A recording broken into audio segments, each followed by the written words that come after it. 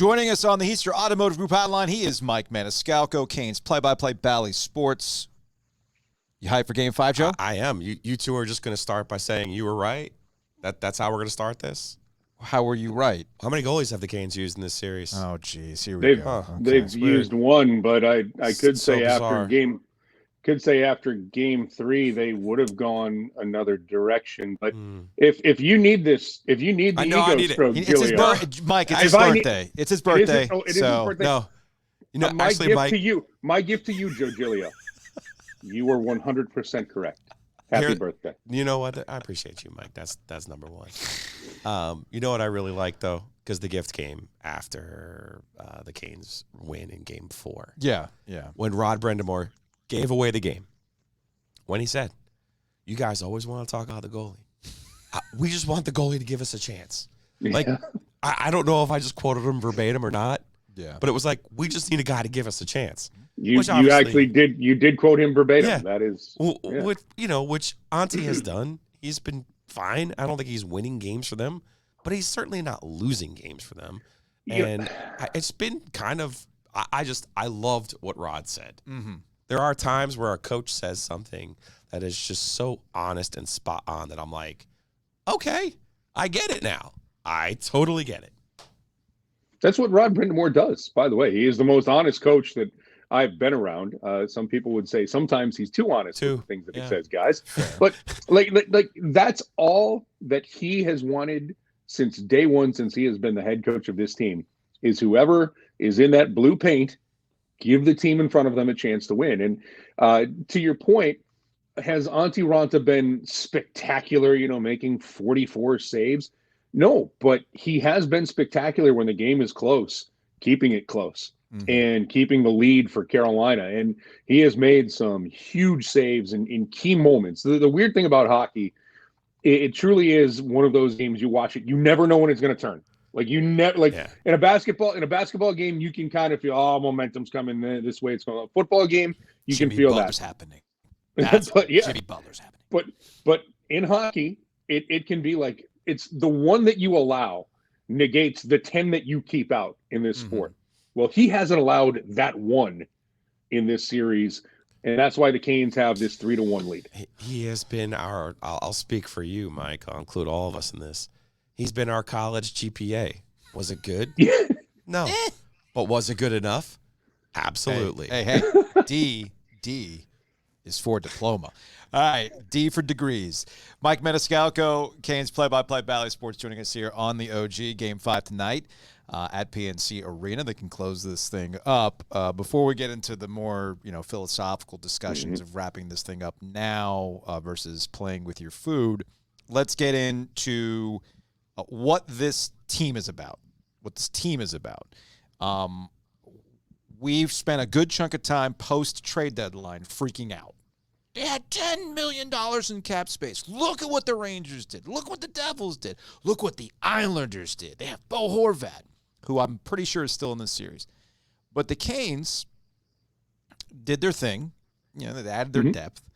And it's the cliche of next man up gets overused, but they really are about that life with Mackenzie McEachern, that steps up in place of Jack Drury, who had to step up because, Teuvo Teravainen and all the other injuries. It's really impressive that this team really buys into this, and I think that, to me, was really the story of Sunday, is they bounce back after what could be pretty deflating things. They do their thing, and now they have success. It's pretty impressive. Yeah, I mean, I've been trying to say it, and you've set me up for it again, Joe. It's the collective. Boom! It is. Thank you. This is a team, though, it's the sum is greater than the parts. Now, would it be great if they had a healthy Max Pacioretty and Andrei Svechnikov? Yeah, they would be national darlings because I think that they would be a little bit more on everybody's radar. But this is how this team plays. It does not change based on who's in and who's out of the lineup. And again, I will go back to something Rod Brindamore said after the Andrei Svechnikov injury, and this is verbatim. If we were counting on one guy, we weren't going to win this thing anyway. Yeah. And it doesn't help, certainly. I mean, it does. I mean, he's not playing coy with that, but it was going to take Stefan Nason with 4 power play points in this series so far. It was going to take an effort of Seth Jarvis having a breakout game and scoring 2 goals and helping Carolina. It was going to take Jesper Fast, scoring an overtime goal. It's not, and it really has never been, if you've taken a look especially since Rod Brind'Amour's taken over. Yes, Sebastian Aho's led the team in points 4 of the 5 years and in goals and all of those things. But it's, if you take a look, it's not 100 points and then the next guy's 60 points. It's he's got 70 points and then the next guy's got 68 points and then somebody's got 64 points. That's what this team is built on. And that's why they are so damn hard to play against in the regular season. And now in the postseason, it's finally translating into it's really hard to play against the team when the offense can come from anywhere. And they're doing just enough on the special teams. Predictably, the penalty kill was great, but the power play has shown up with 5 out of 19. That's what you need from this team. If they got any contributions, because 5-on-5, they're going to play even with the opposition. If they win the special teams matchup every night, Canes are going to win the games. And that's going to be, to me, this is going to be interesting for Game 5. I'm going to be very interested to see how this game is officiated and if the Islanders continue to do the things that they've done in the previous 4 games, which is just doing stupid things at the wrong time, which benefits the Carolina Hurricanes. Yeah, I really wish they had I really thought they had gotten rid of players like Matt Martin in the league. And it's too bad. And I'll take a shot at Adam Gold right now. Just hold on one second. I'll get to you in a second there, Maniscalco. Adam Gold saying, well, that's playoff hockey. I've heard him say that. No. Launching into people from behind. That's not it. When the period is over is not playoff hockey. It's crap. And don't do it. In the league, for the most part, just ask Shane Willis, ask anyone else who survived the early Devils playoff series, has mostly gotten rid of that stuff to its a much improved product, by the way, which is going to get me to my actual question here, which is why do you think all of these road teams are winning? What in Sam Hill is going on? What in Tarnation? What in Toe Blake is going on? Why are all these road teams winning hockey playoff games where the sanctity of home ice is supposed to be so freaking important? It's funny, and this is a great question, Joe. It really is. I have those, even on my no days.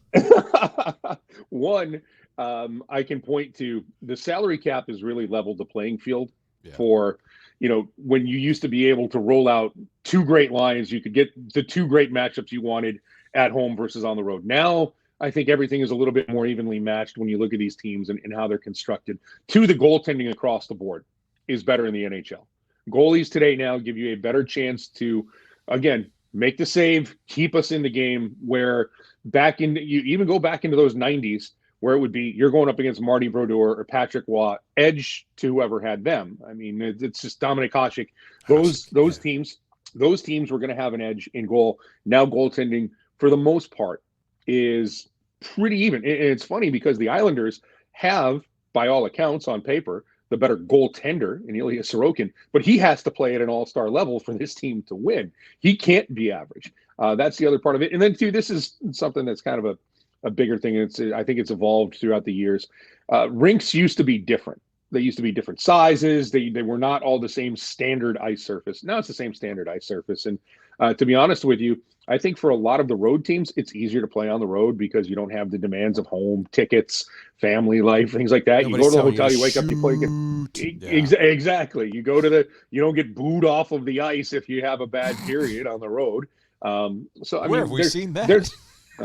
There's a lot of factors to that, but that just scratches it. And I want to go back to the Matt Martin thing too as well, because this is a good point. The funny thing, Joe, Matt Martin is not about that life, like I'm going to watch me run around and antagonize everybody. He has earned the reputation of a hard-nosed player throughout his career who hits people. What we're seeing in this postseason, that's not playoff hockey. I will say it again. It is stupidity, because if you want to put your team down 2 points, playoff hockey, to me, the stuff that's playoff hockey is when you see Austin Matthews and Steven Stamkos, dropping gloves. You don't see that, but you see stars. All right, we're going to do this. You're in the corner. There's a whistle. There's a little face wash going on. Not a punch.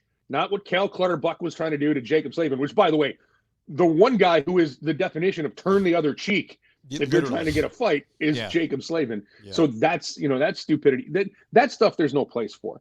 The playoff hockey stuff is you finish through the whistle, and then there's some pushing and shoving after this. Not you're going to launch at the end of a period into a guy because you're asking to lose if you do that. And I'm glad that the league has cleaned up that kind of shenanigans because there's no place for it anymore. And if somebody's going to do that, I think that the Canes did the best thing. It's not an eye for an eye. It's all right. We're going to score a power play goal and go up 2-0. Yep. And good luck trying to catch us. And the Canes have no problems hitting too. I mean, it's not that this team they is don't. physical, but Yeah, they just don't do stupid stuff. Right. It's not. People will mistake fighting for physical play. Mm-hmm. And the Canes are just as happy hitting the opposition as the opposition is trying to take a run at them. Yep. The smart thing for the Canes is they stay on their discipline. And that's what playoff hockey is about. You stay on your discipline when the other team loses their mind. Mike Maniscalco, Canes play-by-play game tonight, starting with Stormwatch, 6 o'clock with Adam Gold. The game, Aftermath, Canes Corner podcast immediately following. Two quick things. They got to do this tonight, right? Like, mainly not that I think the Islanders will win the series if they win tonight or you have to reassess things. I'm just looking at it from, they need a break, okay? Like, rest up and let this Devils-Rangers series go 7. Rest up, man, because that's what this team needs. No, agreed. And especially the way the Canes play. As much rest as they can get in between series is a good thing. And you don't want to give the opposition hope. That's the other part of it, too. So, and last thing, can I get a Mama Leone from Mackenzie McEachern? Like a little, like, Mackenzie Can I get that tonight? I'll see what I can do. Okay. He's got to score. But Well, I'll see what I can do. At this rate, why wouldn't he? Oh, legend of the playoffs. At this rate, he's going to score a hat trick.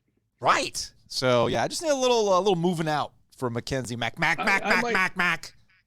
might. Maybe I'll work in who needs a house out in Hackensack when you have Mackenzie McEachern. That's what you get for your money. That's what I'm talking about, Mike. Mike Maniscalco, Bally Sports. All right, man. We'll talk to you later. It seems such a waste of time, but if that's moving up, I'm moving up.